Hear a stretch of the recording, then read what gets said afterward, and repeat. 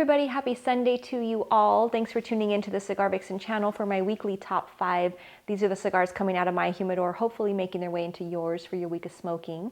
So all the cigars this week are cigars that have been around for a little while. They should be easy to find.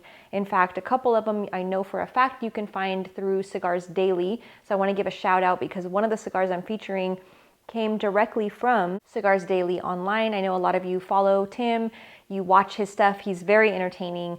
Also, he has a lot of really cool cigars that he offers, including his own brand that he did. So I received some cigars from him. We did a cool little Cigars Daily live show, I guess you can call it. And it was a lot of fun. We were talking all this stuff about cigars and just different things going on in the industry. So definitely check out the Cigars Daily platform, and I think you can still watch the video, but it was a lot of fun to hang out with him. So my number 5 cigar this week is actually from him, and it is the Filthy Viking Lancero. It's a limited edition, really cool concept. Love the Lancero. Apparently this particular size is what makes it the limited edition. It's very, very highly coveted. Of course, those of you who smoke Lanceros know what I'm talking about. It's, in my opinion, the best format you can smoke a cigar in. However, he does have other vitolas in the Filthy Viking, I believe, from what I saw on his website. But this one in particular is featuring Habano wrapper, Hunter and binder filler, beautiful mild to medium body. It's a creamy butter, it's kind of a smooth flavor. So again, creamy butter is like, I mean, yes, that's a great way to go for your morning cigar, I believe, especially with a nice cup of coffee. If you're somebody that does the half and half, I feel like the creamy butter elements in that cigar are going to go really well with a nice cup of coffee with that half and half poured in there. It also has a nutty and a cedar profile to it as well, but very nice, again, offered directly from the Cigars Daily website.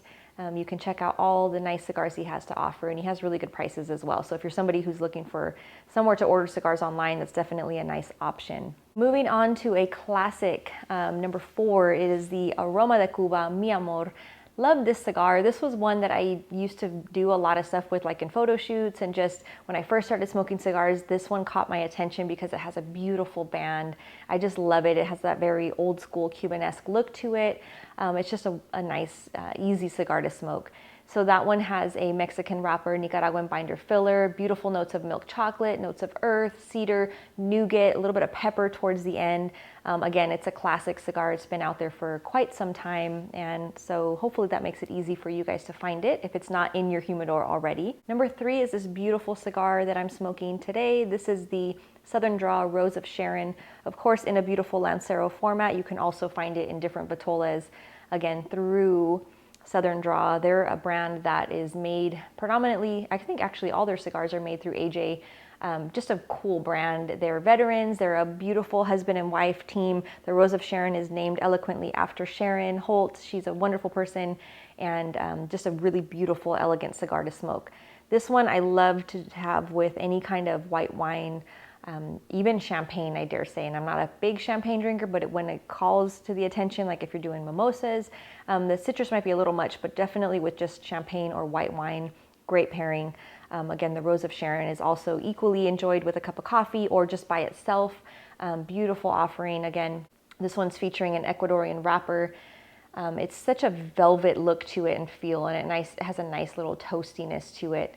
But you get these undertones of leather. You have a nice oakiness and earthiness to it, and then the little subtle hints of sweetness throughout. It's a beautiful, beautiful cigar.